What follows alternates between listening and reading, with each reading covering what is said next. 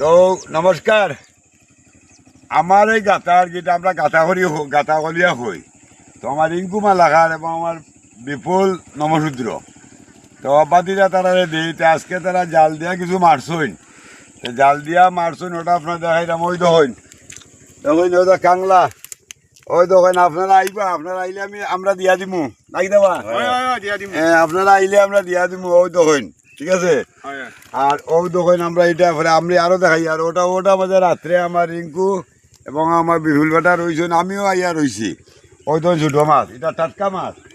তারপরে আটা মাছ দেখাই শুরু দিতে। এখন যাও তুমি দেখবে।